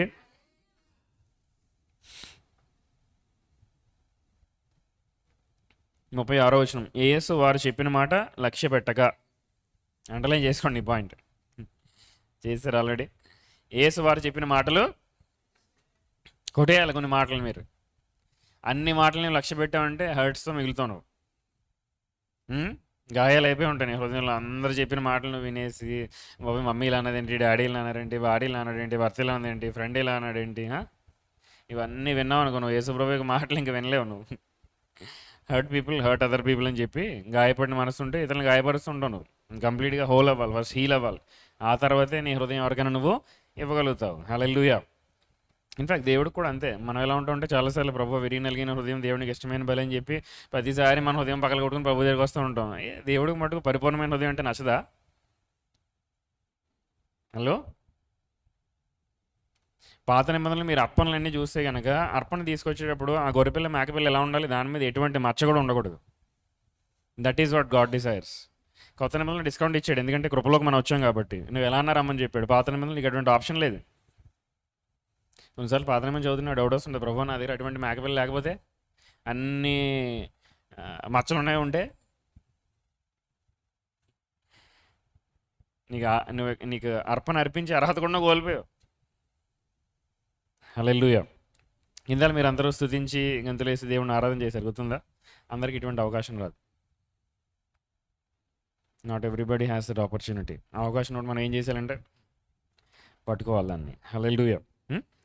అతను ఇంకా బాధ పెట్టద్దు అని అంటే, దేవుడు వాళ్ళు చెప్పిన మాటలను లక్ష్య పెట్టగా, భయపడకము నమ్మిక మాత్రము ఉంచు మన సమాజం అందరి అధికారితో చెప్పాను. ఇదే మన కీర్తి. ఈ 2025లో మీరు గుర్తుపెట్టుకోవాల్సింది ఏంటంటే, వాళ్ళు చెప్పిన మాటలు మీరు లక్ష్య పెట్టకూడదు. ఏం చేయాలి? భయపడద్దు, భయపడకము నమ్మిక మాత్రము ఉంచుము. హల్లెలూయా. మీరే ఎటువంటి సిచ్యువేషన్లో ఉన్నారండి, మీ కూతురు చనిపోయింది, దేవుడు ఏమంటున్నాడు? వాళ్ళు చెప్పిన మాటలు లక్ష్య పెట్టద్దు, భయపడద్దు అంటున్నాడు. నువ్వేమవుతావు చెప్పండి, ఆనెస్ట్గా చెప్పండి. అసలు దేవుడు చెప్పిన మాటలు ఏమైనా సెన్స్ అవుతాయా? What are you talking man? ఒకవైపు కూతురు చనిపోయింది, ఇంటి దగ్గర నుంచి కబురు వచ్చింది, ఇదంతా నీ వల్లే. ఇన్ఫ్యాక్ట్ మనం ఏం చేస్తామంటే ఈ రక్తస్రావం గల స్త్రీని బ్లేమ్ చేస్తాం. నువ్వు మధ్యలో రాకపోయి ఉంటే బాగుండు, నా కూతురికి ఇంటి దగ్గరకు వచ్చేవాడు ప్రభు. రే రే రే రే పరిపక్వత సాధించాలంటే బ్లేమ్ గేమ్ ఆపాలి. ఇతరుల పైన మనం పెట్టేస్తుంటాం. నన్ను చిన్నప్పుడు సరిగ్గా చూసుకోలేదు అందుకని ఇలా అయింది, లేకపోతే నన్ను అతను ఇలా చేసాడు కాబట్టి ఇలా అయింది, ఆమె నాది ఇలా ప్రవర్తించింది కాబట్టి ఇలా అయింది, పాస్టర్ గారు సరిగ్గా చూసుకోలేదు, పాస్టర్ గారు మా ఇంటికి రాలేదు. Okay okay okay. Hallelujah. Blame game ఆపాలి మనం. ఇతరులని ఆ, ఏమంటారు, బోన్లో నిలబెట్టడం బ్లేమ్ గేమ్ అంటే, కోర్టులో నిలబెట్టడం. గుర్తుపెట్టుకోవాల్సిన పాయింట్ ఏంటంటే, వాళ్ళని కోర్టులో నించోబెట్టామంటే వాళ్ళు మనల్ని కోర్టులో నించోబెట్టినట్టే లెక్క. తీర్పు తీర్చకూడప్పుడు మీకు తీర్పు తీర్చకూడదు. ఈ ఆయిర్లో గమనించాల్సిన మంచి క్వాలిటీ ఏంటంటే, యేసు ప్రభు చెప్పింది చెప్పినట్టు చేసుకుంటూ పోయాడు. 2025లో కొత్త ఆలోచనలు నేను సృష్టించుకో, ప్రభు ఏదైతే చెప్తాడో అది చేసుకుంటూ పోవడం. హల్లెలూయా. ఇది మీకు ఎటువంటి న్యూస్ తెలియదు, కానీ నాకు చాలా హ్యాపీ న్యూస్. ఎందుకంటే ప్రభు మన ఆలోచనకి బ్రేక్ ఇచ్చాడు. ఇంక చాలా బాబు, నువ్వు ఆలోచించింది, వాళ్ళు చెప్పిన మాటలు నువ్వు పక్కన పెట్టే, భయపడద్దు, కేవలం నమ్మిక మాత్రము ఉంచుము. హల్లెలూయా. హల్లెలూయా. నాతో పాటు చెప్పండి, భయపడద్దు, కేవలము నమ్మిక మాత్రము ఉంచుము. ఆ ఎగ్జామ్ కష్టంగా అనిపిస్తుంది, అయినా సరే నువ్వేం చేయాలి? భయపడకూడదు, కేవలం నమ్మిక మాత్రము ఉంచాలి. ఈ పరిస్థితి చాలా క్లిష్టంగా అనిపిస్తుంది, అయినా సరే నువ్వేం చేయాలి? భయపడకూడదు, కేవలం నమ్మిక మాత్రము ఉంచాలి. అనారోగ్యం కూడా నువ్వు ప్రార్థన చేస్తున్నావు, అయినా సరే సెటిల్ అవ్వదు, అయినా సరే నువ్వేం చేయాలి? భయపడకూడదు, కేవలం నమ్మిక మాత్రము ఉంచాలి. అసాధ్యమైన పరిస్థితిలో ఉన్నప్పుడు కూడా నువ్వేం చేయాలి? నమ్మిక నువ్వు ఉంచాలి. That's faith. అదే కృప. ఇన్ఫ్యాక్ట్ అటువంటి పరిస్థితుల్లో నువ్వు నార్మల్గా నువ్వు ఫంక్షన్ చేయలేవు, నువ్వు కుప్పకూలిపోతావు. అందుకే నేను నైట్ మా యొక్క ఇంపాక్ట్లో రిసెప్షనిస్ట్ వాళ్ళ ఫాదర్ చనిపోయారు. నిన్న నైట్ 10:30కి ఫోన్ వచ్చింది మాట, ఇలా ఉంది, ఒకసారి మాట్లాడతారంటే డాక్టర్ గారితో మాట్లాడాను. అప్పటికే సిపిఆర్ అవుతుంది. అప్పటికి ఫోన్ చేసినప్పుడు నాకు ఏమన్నట్టు, నాకు చాలా కాళ్ళు చేతులు వణికిపోతున్నాయి సార్, ఏం చేయలేదు తెలియట్లేదు అన్నాడు. ఈ మరణకరమైన వార్త తనకి చెప్పడం నాకు భయం వేసింది. ఎందుకంటే ఇంకా కాకినాడలో ఉన్నాడు, వాళ్ళ ఊరు వేరే ఊరు, అక్కడ వరకు చేరతాడు లేదని నాకు భయం వేసింది. మరణకరమైన వార్త మీరు వింటున్నారు ఎవరన్నా? హలో. మరణకరమైన వార్త మన మెడికోస్ అందరికీ ఒకటి ఉంటుంది. మనం ఏమనుకుంటాం అంటే, ఇన్ని డెత్స్ చూసిన తర్వాత, అనేక సిపిఆర్లు చేసి రివైవ్ చేసి ఇవన్నీ అయిపోయిన తర్వాత చాలా ఫెమిలియర్ అయిపోయింది అనుకుంటాం. మీ ఇంట్లో ఎవరైనా చనిపోయే వరకు నీకు తెలియదు. హల్లెలూయా. చాలా సూసైడ్ కేసు మనం చూస్తాం, ఎవరైనా అలా ఫస్ట్ ఎన్కౌంటర్ అయితేనే నీకు తెలుస్తుంది దాంట్లో ఉన్న బాధ ఏంటో.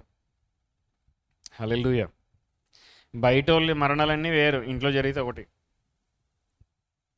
హల్లెలూయా. మా నాన్నగారు చివరి రోజుల్లో చనిపోకముందు ఒక వారం రోజులు మా ఇంటి దగ్గర వచ్చి ఉన్నారు. ఆ రోజు చనిపోయిన రోజు నాకు ఇంకా గుర్తే, కోవిడ్ డ్యూటీస్కి వెళ్ళాలి అప్పుడు. ఆ రోజున చూసాము ఆయన, అప్పుడే మమ్మీ పిలిచింది, చూస్తే ప్రాణం లేదు. హల్లెలూయా. యూజువల్గా అంత ఎమోషన్స్ లెస్ వ్యక్తిని నేను, బయటికి ఏం కనిపించాను నన్ను చూస్తే కనుక, అసలు ఎమోషన్స్ లేవనుకుంటారు చాలామంది. ఆ రోజు ఎక్కడి నుంచో వచ్చింది దుఃఖం, డాడీ అని గట్టిగా ఇచ్చింది. నేనే ఆశ్చర్యపోయాను, ఎంతమందిని మన చేతితో మనం డెత్ సర్టిఫికేట్ రాడి ఇష్యూ చేస్తాం, సడన్గా డాడీ చనిపోగానే ఏమైంది? లోపల నుంచి నీకు ఎమోషన్స్ వస్తాయి. హల్లెలూయా. కూతురు గురించి ఒక వార్త వచ్చింది, ఆన్ ద వేలో, help is on the way, సహాయము దారిలో ఉంది. వస్తుండగానే ఒక వార్త వచ్చింది ఇంటి దగ్గర నుంచి, ఏమని? ఇంకా బోధకుడు నువ్వు డిస్టర్బ్ చేయొద్దు, కూతురు ఆల్రెడీ చనిపోయిందంటే. ఆ పరిస్థితుల్లో నువ్వు దేవుని యొక్క మాటని ఎలా పొందుకుంటావు? Unless you are trained. Hallelujah. ఈ యొక్క పాఠ్య భాగంలో యాక్చువల్లీ ఈ రక్తస్రావం గల స్త్రీ కంటే యాయిర్ని చూసి చాలా ఇంప్రెస్ అయ్యాను నేను. చాలాసార్లు రక్తస్రావం గల స్త్రీ గురించి మనం ఎక్కువ మాట్లాడుకుంటాం. ఇన్ఫ్యాక్ట్ ఈ యాయిర్ ఇంకా క్రిటికల్ పొజిషన్లో ఉన్నాడు, తన కూతుర్ని కోల్పోయాడు, but he was not giving out any emotions. బయటికి తన భావోద్రేకాలని వ్యక్తపరచట్లేదు. మీరు చూసారా? యేసు వారు చెప్పిన మాట లక్ష్య పెట్టగా, భయపడకము, నమ్మిక మాత్రం ఉంచమని సమాజ మందిరపు అధికారితో చెప్పి కొన్ని విషయాలు చెప్పాడు. కొన్ని స్టెప్స్ ఉంటాయి, ప్రోటోకాల్స్. కృపలో నువ్వు పని చేయాలంటే కొన్ని విషయాలు నీ జీవితంలో జరగాలి. అతను ఏమన్నాడంటే, పేతురు, యాకోబు సహోదరుడు యోహాను అను వారిని తప్ప మరి ఎవరినైనాను తన వెంబడి రానీలే. ఈ యొక్క బ్యాటిల్ నువ్వు ఫేస్ చేయాలి అని అంటే కనుక, నీతో పాటు సేమ్ ఫ్రీక్వెన్సీ ఆఫ్ విశ్వాసంలో ఉన్న వాళ్ళని నువ్వు తీసుకెళ్ళగలవు ఈ యుద్ధానికి. హలో. అంటే కొంతమంది స్నేహితులను నువ్వు కట్ చేయాలి, కొంతమందికి నువ్వు డోర్ క్లోజ్ చేయాలి, వాళ్ళు నీకు ఎంత సన్నిహితమైనా సరే. ఎందుకంటే ఈ బ్యాటిల్ నువ్వు ఒంటరిగా పోరాడలేవు. ఒక ప్రశ్న అడుగుతాను, యేసుప్రభు ఆవిడని వెళ్ళి తాకితే చిన్న కుమార్తె పైకి లేచి కూర్చుంటుందా, కూర్చోదా? మరి ఎందుకు పేతుర్ని, యాకోబుని, యోహాన్ని తీసుకెళ్ళాడు?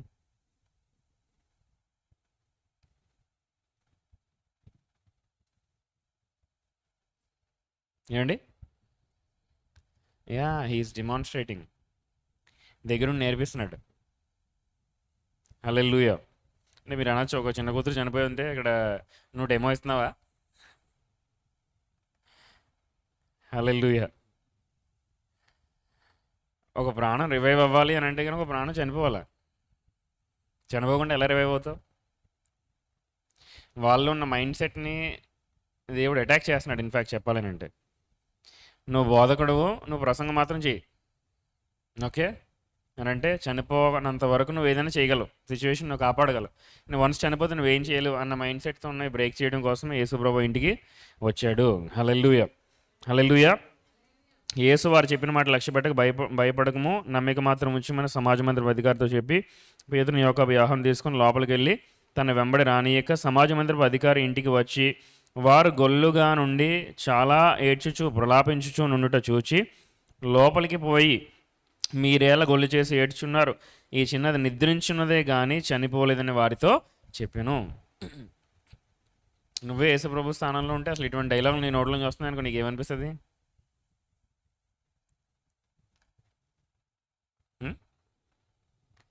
ఆల్రెడీ అక్కడ అందరూ పార్టీ స్టార్ట్ చేశారు. యూదుల ఆచారం ప్రకారం ఏంటంటే ఈ ప్రలాపించడం కోసం మార్నింగ్ పార్టీ అంటారు. ఎవరింట్లోనే ఎవరిని చనిపోయారు అనుకోండి, ఒక పార్టీ దిగిపోద్ది వెంటనే అక్కడ. వాళ్ళ పని ఏంటంటే ఆడమే మార్నింగ్. హల్లెలూయా. అందుకని ఇక్కడ వచ్చింది ఈ పార్టీ. వాళ్ళు ఏమంటున్నారట, మీరు ఎందుకు గొల్లు చేసి ఏడ్చున్నారు, ఈ చిన్నది నిద్రించున్నది కానీ చనిపోలేదు. నిద్రకి చనిపోవడానికి డిఫరెన్స్ ఏంటి చెప్పండి? మంచి ప్రశ్న అడిగాను.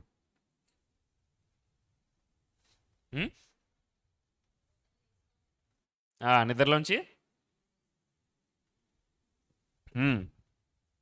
చావులో నుంచి ఆత్మ ప్రపంచాన్ని యాక్సెస్ చేయడానికి ఈజియెస్ట్ మార్గం ఏంటంటే నిద్ర. విన్నారా? మిస్ అయిపోయారా? ఆత్మ ప్రపంచాన్ని యాక్సెస్ చేయడానికి ఈజియెస్ట్ మార్గం ఏంటంటే నిద్ర.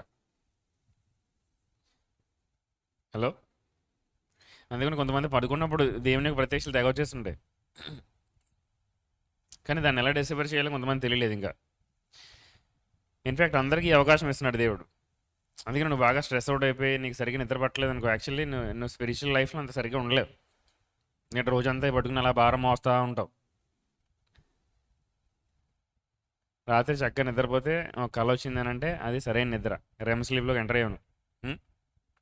ఆ స్లీప్లోకి ఎంటర్ అయితే అప్పుడు ప్రభువు నువ్వు దర్శించుకున్న ఒక మార్గం నీకు వచ్చింది.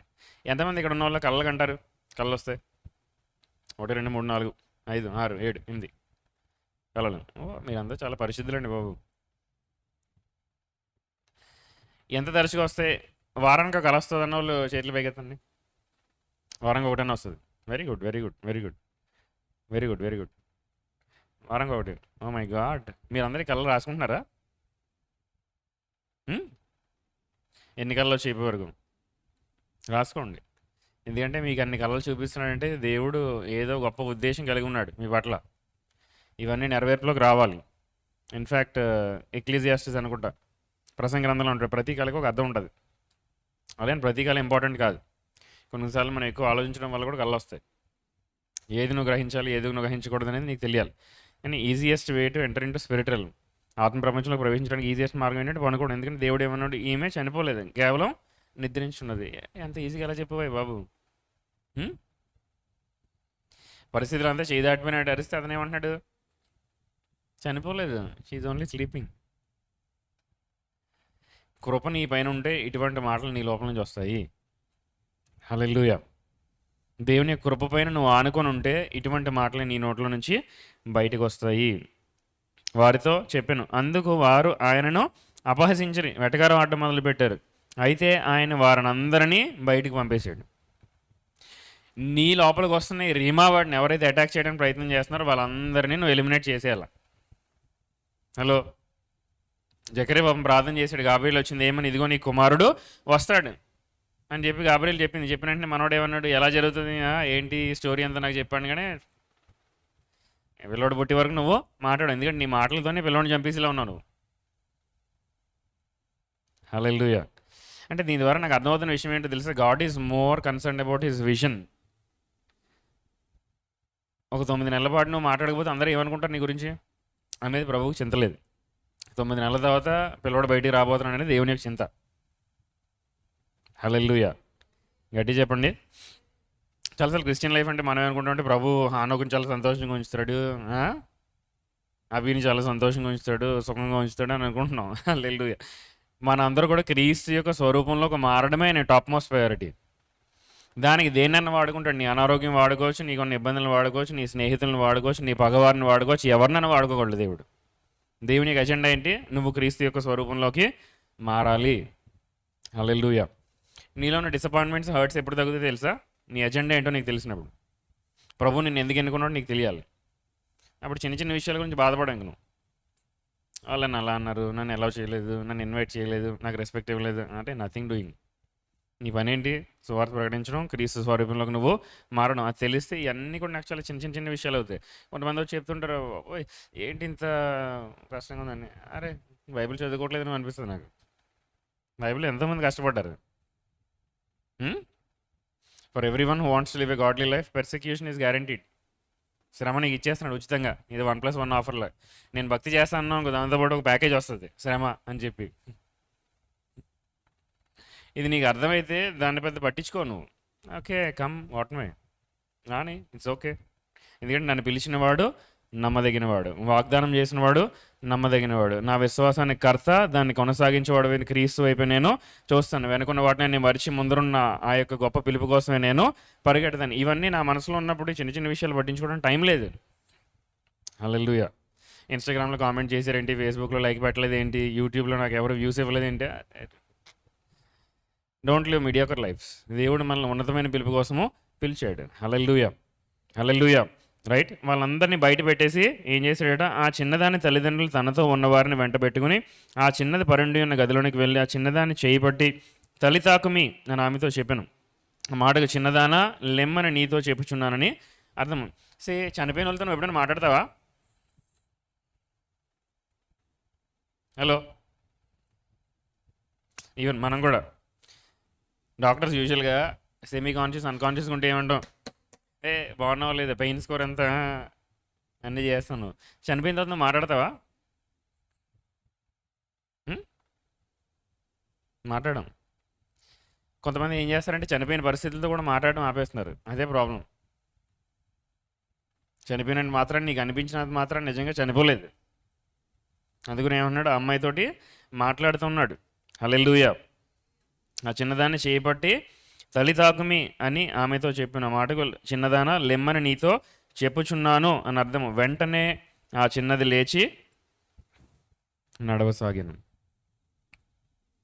వెంటనే ఆ చిన్నది లేచి నడవసాగిన. ఆమె 12 సంవత్సరములుగా ప్రాయము గలది. వెంటనే వారు బహుగా విస్మయం ఉందిరి. 2020 సంవత్సరంలో ఇదే జరుగుతుంది. హల్లెలూయా. 3 విషయాలు మీరు గుర్తుపెట్టుకోవాలి. వాళ్ళు చెప్తున్న మాటలు ఏమీ పట్టించకూడదు. ఇగ్నోర్ కర్. పట్టించుకోకూడదు. ఏం చేయాలి? నువ్వు భయపడకూడదు. కేవలము విశ్వాసం మాత్రము ఉంచాలి. హల్లెలూయా. విశ్వాసం ఉంచితే ఈ యొక్క ఉదయం చదువుకున్నట్లుగా అపవాదిని ఎదిరించుడి, వాడు మీ వద్ద నుండి పారిపోతాడు. వాడికి ఇంక ఆప్షన్ లేదు. నీకున్న ఆప్షన్ ఏంటంటే వాళ్ళని ఎదిరించాలంతే. ధైర్యంగా ఉండాలి, ఎదిరించాలి. ఎందుకంటే దేవుడు నీకు తోడుగా ఉన్నాడు. దేవుడు నీ పక్షాన్ని ఉండగా నీకు విరోధి ఎవరు? రైట్. ఆమె 12 సంవత్సరంలో ప్రాయము గలది. ఈ 12కి 12 కనెక్షన్ ఏంటి అసలు? ఓకే, ఇంకో హోంవర్క్ ఇవ్వనా? చేస్తారా? ఫస్ట్ హోంవర్క్ గుర్తుందా లేదా? ఏంటి హోంవర్క్ ఏంటి? ఇప్పటివరకు మీ జీవితంలో జరిగిన మెయిల్ అండి స్నాప్ షాట్స్ వల్లే ఒక 10-15 పాయింట్లు రాసుకోండి. స్థుతించడానికి చాలా ఈజీగా ఉంటుంది. కొన్నిసార్లు నువ్వు చాలా డిసప్పాయింటెడ్గా ఉంటావు. అప్పుడు పుస్తకం తీస్తే చాలు, నీ లోపల నుంచి ఆటోమేటిక్గా స్థుతి బయటకు వచ్చేస్తుంటుంది. రెండో హోంవర్క్, ఈ 12 అనేది బైబిల్ గ్రంథంలో ఉన్న సాదృశ్యం ఏంటో చూడండి. 12 ఎక్కడెక్కడ రాయబడింది. అప్పుడు మీకు అర్థమవుతుంది దీంట్లో ఉన్న కొరిలేషన్ ఏంటో. రైట్. చెప్పట్లేదు. ఆమె 12 సంవత్సరాల ప్రాయం గలది. వెంటనే వారు బహుగా విస్మయం ఉందిరి. జరిగినవి ఎవరికి తెలియకూడదని ఆయన వారికి గట్టిగా ఆజ్ఞాపించి ఆమెకు ఆహారం పెట్టుడని చెప్పాను. ఆయన జస్ట్ ఇలా వచ్చేసి తల్లిదాకుమి అని చెప్పి వెళ్ళిపోలేదు. ఏమన్నాడు? నార్మల్ హ్యూమన్ బీయింగ్లో యాక్ట్ చేసాడు. కొంత ఏమన్నా తినడానికి ఇవ్వండి, మీరందరూ చనిపోయింది అనుకుంటున్నారు కదా, ఏమీ తినుండదు పాపం, ఆకలేస్తుంది అని చెప్పి ఆయన ఆహారంకి ఇమ్మన్నాడు. మీరు అబ్జర్వ్ చేస్తే యేసు ప్రభు ఆ చిన్నమ్మాయి చనిపోయినట్టు ప్రవర్తించలా. హలో. చనిపోయిన ఆహారం పెడతావా? చనిపోయిన గురించి అసలు ఆలోచిస్తావు నువ్వు కనీసం? మహా అయితే 4-5 నెలలు అంతే. తర్వాత నీ ఆలోచనల నుంచి కూడా వెళ్ళిపోతారు. అట్టయినా పర్లేదు, అదే నిజం. హల్లెలూయా. ఎందుకంటే కొంతమంది యవనస్తులు ఈ కాలంలో ఎలా ఉంటున్నారంటే, ఇప్పుడు ఫోక్స్తో మాట్లాడాలి. నేను చనిపోతే వీళ్ళందరికీ నాకు విలువ తెలుస్తుంది. ఎవరికి ఏం తెలియదు. హల్లెలూయా. 4-5 నెలలు అంతే మ్యాక్సిమం. తర్వాత నిన్ను ఎవరు గుర్తుపెట్టుకోరు.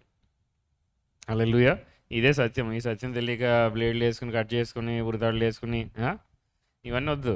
దేవుడు మనకి ఎటువంటి జీవితం ఇచ్చాడంటే సమృద్ధి కలిగిన జీవితము ఇచ్చాడంటే నీకు వ్యతిరేకంగా పోరాడే ఏ ఆయుధము కూడా వర్ధిల్లదు. నువ్వు ఎంత సమస్యలు ఉన్నా సరే దేవుడు విడిపించడానికి సమర్థుడైనాడు. నువ్వు ఓపిక బట్టి ఈ యొక్క పోరాటం నువ్వు పోరాడితే ప్రపంచంలో నిన్ను నిలబెడతాడు దేవుడు.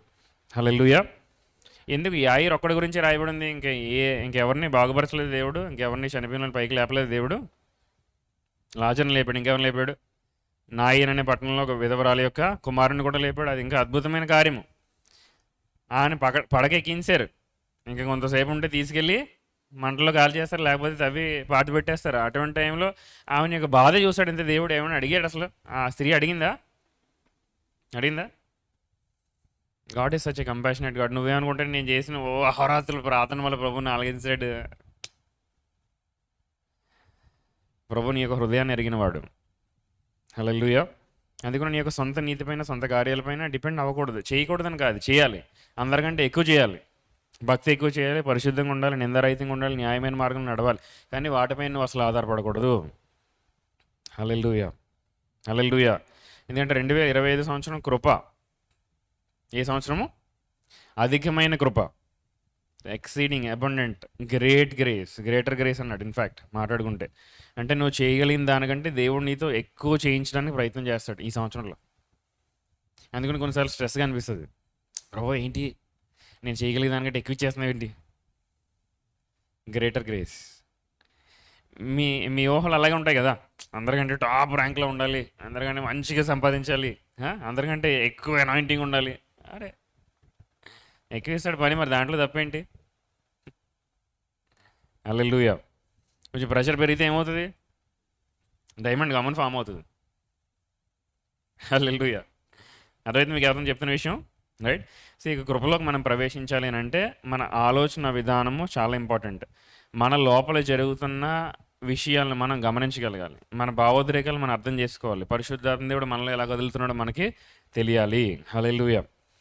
చాలా వరకు మనకి ట్రెడిషనల్గా చెప్పబడిన టీచింగ్లోంచి ఆలోచిస్తే అన్నీ కూడా దేవుని యొక్క వాక్యంలోంచి మనకు తెలుస్తాయని చెప్పారు. కరెక్టే, తప్పనట్లేదు. కొన్నిసార్లు దేవుని యొక్క స్వరం నీకు దేవుని యొక్క వాక్యంలోంచి వినిపించదు, నీ యొక్క శరీరంలోంచి వినిపిస్తుంది. అందుకు నీ శరీరాన్ని నువ్వు ట్రైన్ చేసుకోవాలి. నీ శరీరంలో నెమ్మది ఉందా లేదా, సమాధానం ఉందా లేదా అన్న విషయాన్ని బట్టి కొన్నిసార్లు నువ్వు నిర్ణయాలు తీసుకోవాల్సి వస్తుంది. హల్లెలూయా. గట్టి చెప్పండి. ఈ శరీరము దేవునికి ఏమై ఉన్నదంట? ఆలయమై ఉన్నది. ఆయన ఎక్కడ నివసిస్తాడు? సపోజ్ నేను ఇలా మెసేజ్ చెప్తున్నాను, ఎవరన్నా వచ్చి ఇక్కడ సెల్ ఫోన్ ఓపెన్ చేసి యూట్యూబ్లో వీడియోస్ చూస్తున్నారనుకోండి, ఎలా ఉంటుంది? పద్ధతిగా ఉంటుందా? పద్ధతిగా ఉంటుందా? న్యూస్ ఛానల్ పెట్టాడు, పెద్ద పెద్దగా న్యూస్ ప్లే అవుతుంది, ఇక నేను ఒక పక్కన ప్రసంగం చెప్తున్నాను, ఎలా ఉంటుంది? ఆలయం అంటే మన ఉద్దేశంలో ఓన్లీ బిల్డింగే గుర్తొస్తుంది. ఇన్ఫ్యాక్ట్ ఇది ఆలయం. అంటే దేవుడు నా కన్నుల ద్వారా చూస్తాడు, దేవుడు నా నాలుక ద్వారా మాట్లాడతాడు, దేవుడు నా చేతుల ద్వారా, నా యొక్క శరీరం ద్వారా అయినా ఫీల్ అవుతాడు, స్పర్శను అనుభవిస్తాడు దేవుడు. హల్లెలూయా. అందుకోసం ఈ శరీరాన్ని చాలా జాగ్రత్తగా కాపాడుకోవాలి. It's an instrument of direction actually. Hallelujah. జీవితంలో నేను డైరెక్షన్ చూపించగలిగేది నీ యొక్క శరీరం. ఎప్పుడైతే దీన్ని పరిశుద్ధంగా పెట్టుకుంటావు నీకు క్లారిటీ ఉంటుంది నీ జీవితంలో. అందుకని ఏమన్నాడు? ఈ యొక్క శరీరానికి ఏది వెలిగిస్తుంది? కన్ను. అవునా కాదు? నీ కన్నే పాడైపోతే నీ శరీరం అంతా కూడా, దేహం అంతా కూడా చీకటి అయిపోద్ది అంటాడు. హల్లెలూయా.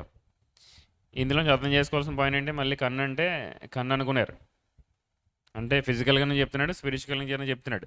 ఇన్ఫ్యాక్ట్ గుడ్ వాళ్ళందరికీ ఎలా కనిపిస్తుంది తెలుసా? ఇలాగా చీకటిగా ఉంటుంది. వాళ్ళు ఎప్పుడైనా ప్రపంచాన్ని చూడగలరా? అందుకని అంటున్నాడు, హౌ యూ పర్సీవ్ థింగ్స్. విశ్వాసం ద్వారా ఈ బయట ఉన్న వాళ్ళందరూ ఏం చేస్తున్నారు? గొల్లు చేస్తున్నారు. చనిపోయిందని చెప్పి యేసుప్రభు ఏమన్నాడు? విశ్వాసం ద్వారా ఆమె చనిపోలేదు, కేవలము నిద్రిస్తుంది అంతే. హౌ యూ పర్సీవ్ థింగ్స్, ఎలా చూస్తున్నావు నువ్వు ఆ పరిస్థితిని అనేది చాలా ఇంపార్టెంట్. హల్లెలూయా. రైట్. సో నీ పరిస్థితులు ఎలా ఉన్నా సరే ప్రభు ఏమంటున్నాడంటే భయపడద్దు, కేవలం నమ్మిక మాత్రము ఉంచుము, అప్పుడు దేవుని యొక్క మహాకృప నీ మీదకి వస్తుంది. హల్లెలూయా. పైకి లేచి నిలబడదాం, ప్రార్థన చేసుకుందాం.